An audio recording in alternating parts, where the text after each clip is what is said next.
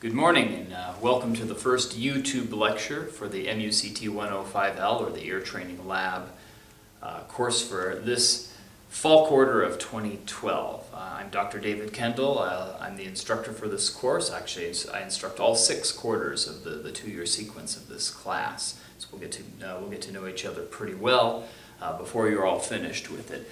But I wanted to take this opportunity, since we were not able to meet this past Friday, to introduce you to some of the basic mechanics of the course so that we can be ready to hit the ground running when we meet this coming Friday. So first thing I'd like to talk to you about are the textbooks for this course. They are down. I've been told they are down in the bookstore, and there are 2 of them. The first is The New Approach to Sight Singing by Sol Berkowitz, and the other is the Rhythm Reading Book by Daniel Kazez. These are both extremely valuable books, and also valuable in the sense that you will not be able to participate in the class whatsoever if you do not have them. These are not optional textbooks.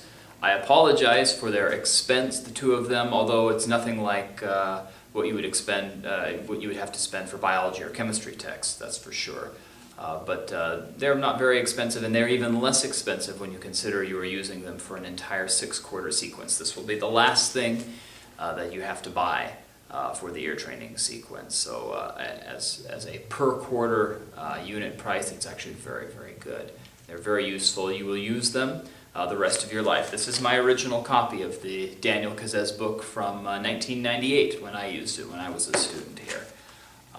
So it's very useful and very helpful in your development as a musician. Okay, we're going to talk more about the classroom mechanics when we go over the syllabus this coming Friday, but for now I want to introduce you to some of the basic musical concepts that we are going to be using. Now, I know Dr. Narducci in the class of Wednesday of the first week, in which there was a little bit of confusion over the schedule, did talk to you a little bit about solfege, and he gave you some of the hand signs for the solfege syllables. So we're going to talk a little bit about that now. Let me put these textbooks down. But before we get to that, this is one thing that we're going to cover in the syllabus, but I would like to cover it now, and that is the subject of attendance. This class meets only once a quarter. You'll have a number of other responsibilities outside of class regarding homework, assignments, watching YouTube lectures, and additional material that is presented there. But your actual attendance at class on Fridays is extremely important given that the class meets only once a week. Attendance is a very large percentage of the grade because this is a skills course and it's highly participatory in nature. Missing more than 1 or 2 courses even for illness or an emergency is really going to make it difficult for you to do well in this course. So I strongly encourage you to attend on time. You're ready to go. All right, that's all I'll say about that for now. Let's jump in to one of the very primary sets of skills that we are going to use in this class, and that is solfege. Solfege. Now, if you've watched The Sound of Music, you know what solfege is, and many of you may have come from performance traditions or studying traditions where you have used some sort of a system that you name the notes, or you have syllables for the notes to sing. We already have actually such a system, and that's just the names of the notes themselves. So if I give you a treble clef here and put this note down, you all know, or you will know soon, that this note is called C. And the note immediately thereafter, one step up, is called D. So we have a system for naming the notes already, but there's also another system of solfege. It's actually easy to sing, quite easy to sing. A system of assigning syllables to the notes in order to make them easier to remember. So let me go ahead and write for you a C major scale, ascending, going up, and descending, going down. And let's go ahead and assign the solfege syllables. This may very well be review for some of you. Let me adjust this a little bit so you can see it. There we are. I would strongly encourage you, especially when we are introducing foundational skills like this, to write this down. Particularly write it on staff paper. If you do not have any staff paper, you can go to I'll find a place on the board that doesn't have any glare. Go to, I believe it's blank sheet music.net. Blanksheetmusic.net, and you can print out a bunch there for free, and you can put as many staves on a page. You can put clefs. You can do all kinds of stuff. So try that blanksheetmusic.net, and then you can print it out from there. That's what I use to print out the music I use for teaching as well. So I would strongly encourage you to copy the things down that we are going over. All right, so let's assign the solfege syllables. Again, if you've seen The Sound of Music, I'm going to play a C here. If you have seen The Sound of Music, you know what's going to happen. We know that the first syllable is do, a deer, a female deer. The next is re, a drop of golden sun. Then me, a name I call myself. And then fa, a long, long way to run. Then sol, a needle sewing thread. Then la, a note to follow sol. Then tea, a drink with jam and bread, and that brings us back to do. So when we get to the octave, we just recycle the names of the notes. So do, re, mi, fa, sol, la, ti, do, re, mi, fa, sol, la, ti, do. If we were to continue going up, we're not going to continue going up, we're now going to go down in opposite order. From do is ti, la, sol, fa, mi, re, do. And there we are. That is the solfege scale. Now there are more notes. Those of you who know about chromatic scales and flats and sharps may wonder what we do with those. We will get to that eventually. But right now we are going to deal with diatonic solfege, meaning just the notes that are in the standard major scale. Do, re, mi, fa, sol, la, ti, do. Now what I would like you to do wherever you are, if you're on your smartphone, if you're in your room, at your laptop somewhere, maybe not in the library or up in the computer lab so much, maybe do this where you can make a little bit of noise. I'm going to play through the scale a couple of times, and I would actually like for you to sing the scale with me. So maybe listen one time, I'll sing it one time by myself, and then I'll play it 2 times while singing it, in which you can join in as well. And of course, this is a YouTube video, so you can pull the slider back and watch it again as many times as you want if you want to keep practicing that scale. I'll expect all of you to know this scale next Friday when we meet, but let me go ahead and do this one. I'll sing it first.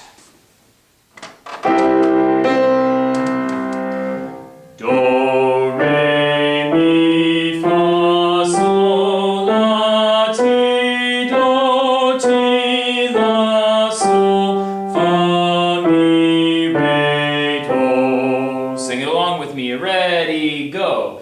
Do, re, mi, fa, sol, la, ti, do, ti, la, sol, fa, mi, re, do. One more time. Do, re, mi, fa, sol, la, ti, do, ti, la, sol, fa, mi, re, do. Okay, again, sing this as many times as you want to feel comfortable with it. I would recommend actually memorizing this scale just as soon as you can. I've been teaching it to my oldest daughter. She's 4 years old. She's got almost all of it memorized, ascending and descending, so we can do it too. Something you can do while you're walking around the campus from place to place. No one will think you're that weird. They'll just think you really like the sound of music.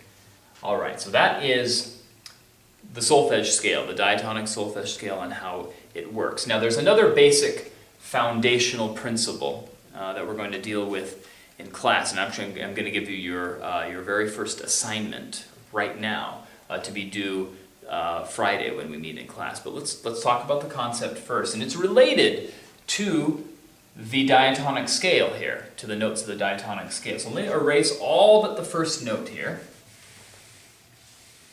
All but the first note here. And let's talk about intervals. Intervals are the distance between one note and another different note. We call that an interval. And the intervals have different names. We're only going to deal with the diatonic intervals this time. We will deal with the chromatic intervals actually on Friday when we get back together. So we're going to talk about the distance between the first note, do, we'll always start with do, and other notes in the scale. So the first interval that we will learn is the interval between do and re, between do and re. And so there are multiple ways that we can listen for intervals. We can play them consecutively. Do, re. We can play them simultaneously. We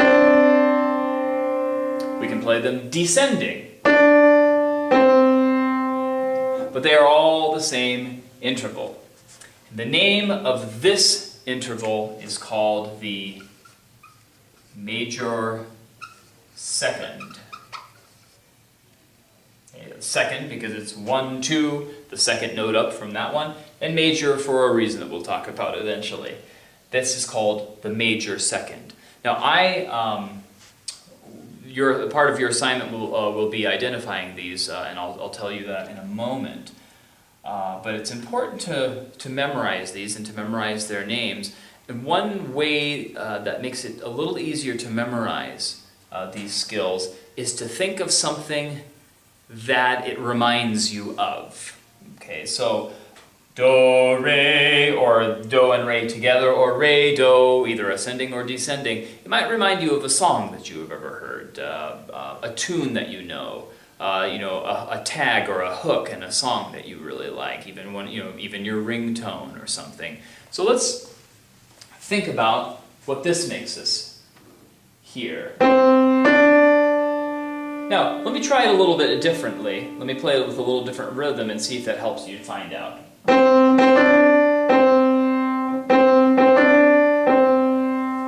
Now, what song am I about to start by doing that? Happy birthday to you, and we can go on. Of course, we're dealing with other intervals at that time. But yeah, an interval I like to use for the major second is just the beginning of happy birthday. So when you hear that, and you hear ba-da, you automatically know happy birthday, major second, got that interval. All right, let's go on to the next interval. Do to mi. Now, if do to re was called a major second, you can probably guess that this one might be called the major third. And so it is. Let's listen to this interval. We'll listen to it consecutively and then simultaneously.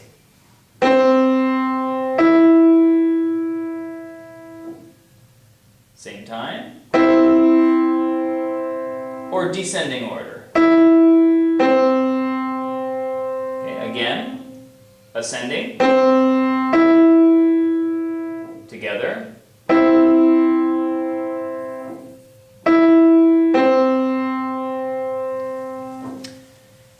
Now there are so many tunes and so many songs that have the major third in it, it's actually hard to choose one.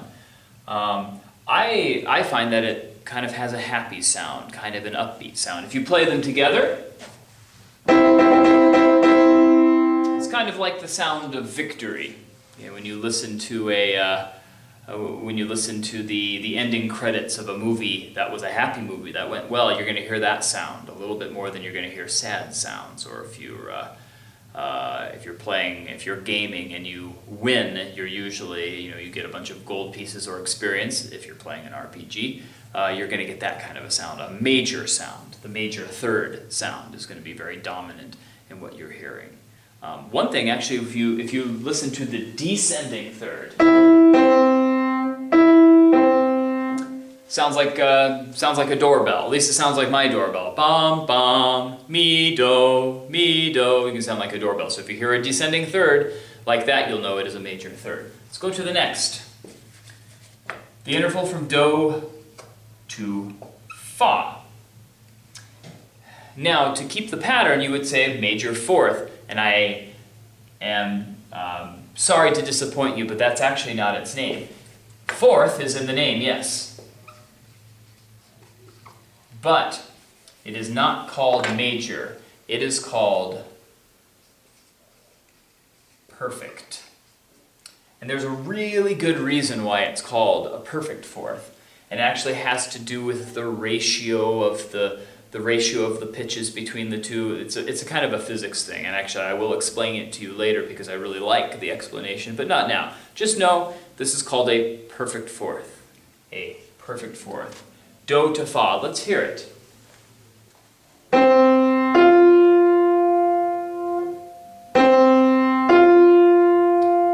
Hear it together.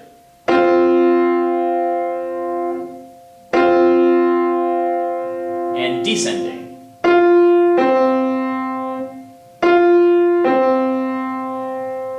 Now, what sound might that evoke in you? What song might it make you think of? I'm going to play a couple of tunes here that you might recognize if I just change the rhythm of the perfect fourth just a little bit. How about this one? And where am I going to go? From here, da-dum-ba-da. So, here comes the bride. Ascending perfect fourth is the bridal march.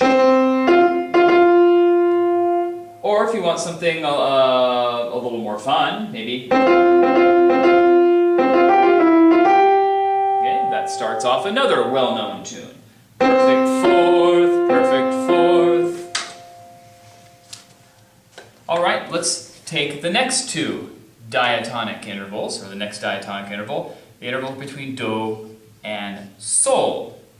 Okay, and actually we're starting a little bit of a new pattern here because it is a fifth. Probably, as you would assume. Fifth. But it is perfect too, for the same reason that the fourth is, we'll talk about later. Do, sol. Do, sol. Let's listen to this one, ascending together and descending, and see if we can come up with a song.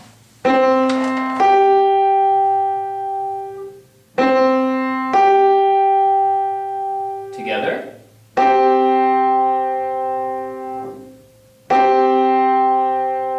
Descending.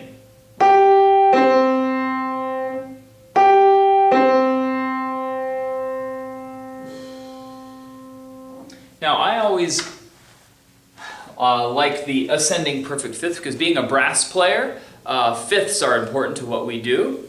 And so if you kind of think of, if you've ever seen old movies where a hunter is hunting or there's a battle and they're trying to make a signal with a horn or something or a trumpet, you'll hear a lot of this.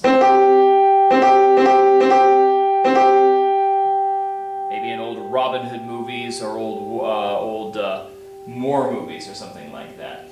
Descending reminds me of cartoons that I watched as a kid. The Flintstones. Flintstones, meet the Flintstones. Okay. If you have any idea of what that is, you may recognize it. And again, these are just tunes that I'm using because they're ones that I know, and from 10 years of teaching this class, other students have kind of known. But if you have new things, if you have new tags or hooks or tunes or songs that you use to relate, by all means, if you have some of them, write them down and share them with the class. We'll be able to, maybe it'll really help us to remember it another way. Let's go to the next interval. Do to la. Now we're going to go back to our previous pattern. We're going to be out of the perfects for a little while. We're going to go back to the major. This is major, and this is, as you probably think, a sixth. A major sixth. Let's hear that.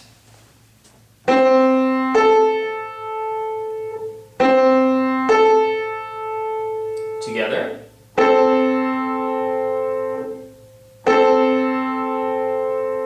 Descending.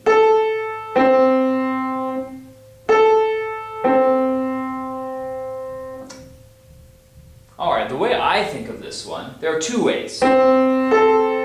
Listen to that. Now, if you ever sang old songs in Pathfinders or around the campfire, you may know My Bonnie lies over the ocean. My Bonnie lies over the sea. My Bonnie lies over the ocean. The beginning of those little mini phrases are major sixths each time. Ba-da.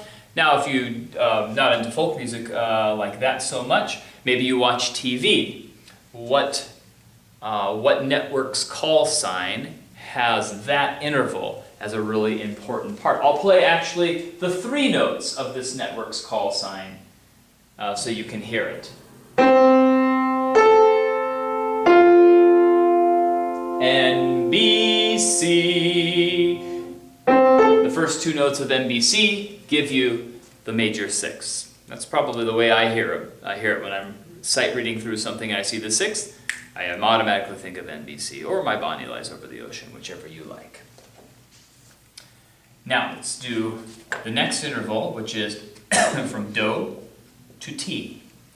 This is the major 7th. Let's hear this one. Ascending.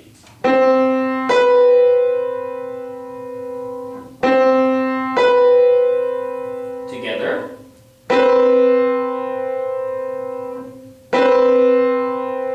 And descending.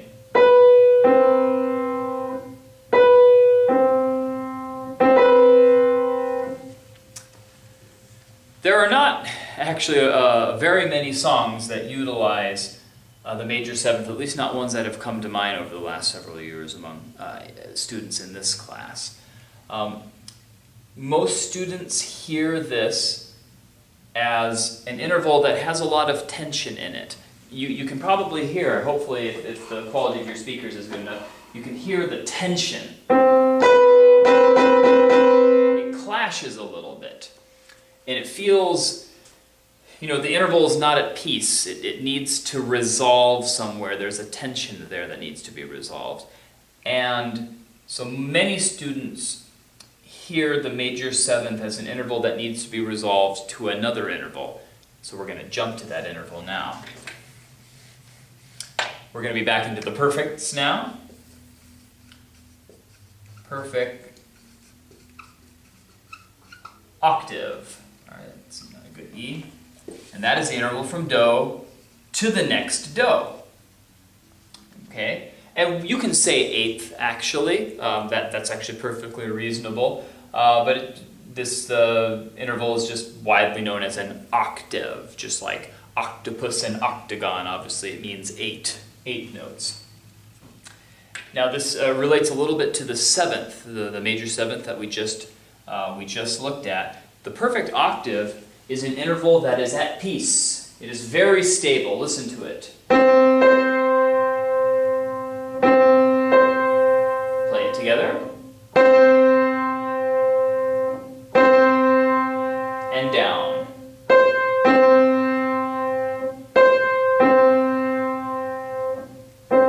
So when I play it together, you can be forgiven if you think I was just playing the same note. And in a certain sense, I was, because the octave is such a stable interval, due again to the ratios of its 2 pitches, that it sounds like the same note. So when you hear the major 7th and resolve to the octave, it's kind of like tension, relaxation, tension, relaxation. It feels like one really ought to go to the other. Okay, and so the octave is really, it's almost the sound of perfection, and actually medieval music theorists thought so too. All right, so those are the diatonic octaves. And we've talked about them, of course, ascending together and descending, but your first assignment is going to deal with them only ascending. So let me give you an idea and give you the instructions for your first assignment. For your first assignment, you need to go to this website, good-ear.com. Okay, it's a free website of ear training. You're actually going to be doing a lot of assignments on this particular website. But the first assignment I want you to do is I want you to go, of course, to good-ear. That's the only way it'll work. If you just do good ear without the hyphen, it won't take you anywhere. So if you take good-ear.com, it will take you there. I think you have to hit a button to enter the site.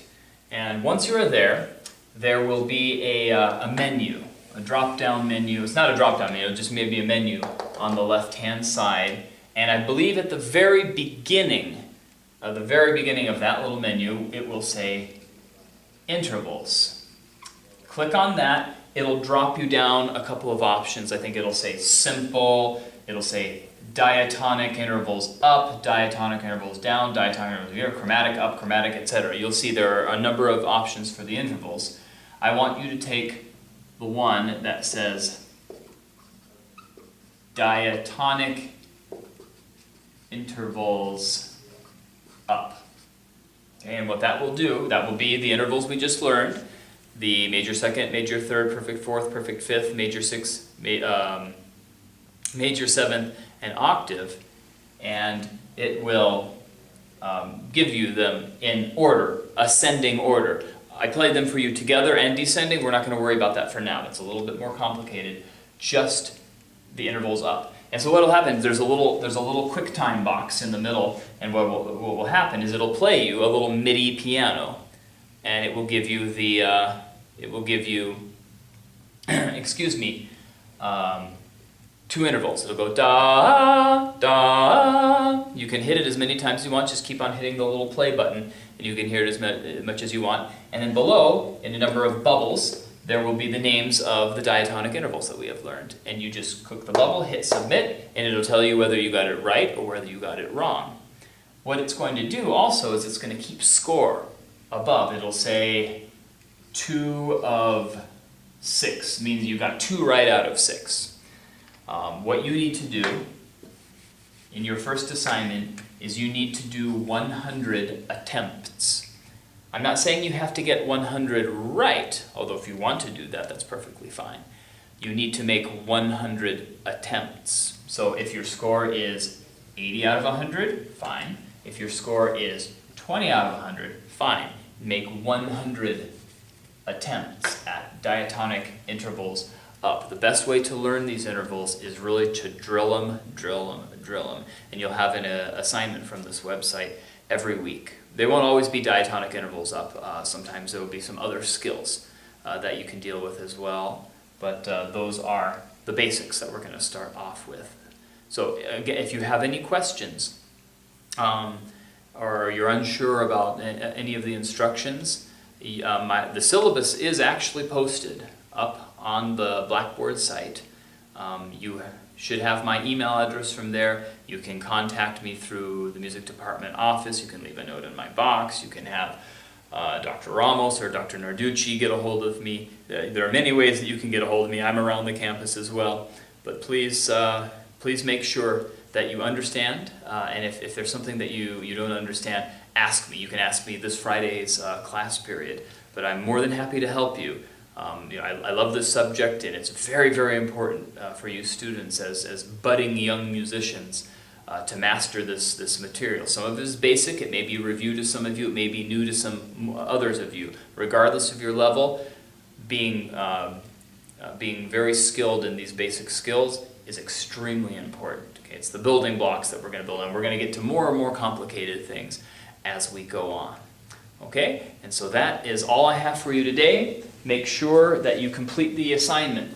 You can turn in the assignment a couple of different ways, actually. You can do a screen capture and then send it to an email. Let me just give you my email address here.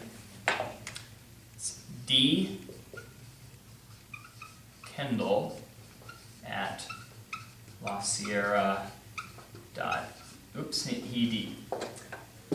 A little dyslexia there, I think. .edu, lasierra.edu, dkendall. So you can do a screen capture and send it there. You can send it as a JPEG if you want to save it in any of your photo programs and preview if you're using a Mac. You can drag the page into a Word document. Some students do that. Or we can go real old school and you can actually print it out of a printer and hand me a physical copy, making sure, of course, you put your name on it somewhere. Any one of those options is acceptable to me. Just make sure that you have it done before class Friday. Remember, that's 10 o'clock Friday. Your best chance at doing well and getting the most use and the most benefit out of an exercise like this is to you do it steady. Don't cram everything in at the last second. Obviously, you can't keep the dialog box open for days on end, but you can do 20 attempts one day, print that out, or save it some way. 40 attempts another day, 30 attempts another day, 10 the other day. And there's nothing stopping you from doing only 100. That's the minimum. You can do more if you are trying to learn these and you want to really get on top of those. Okay? So again, if you have any questions and you're unsure about anything, you now have my email address and you can ask me those questions. All right, I'm looking forward to meeting you guys next Friday, and we will see you then.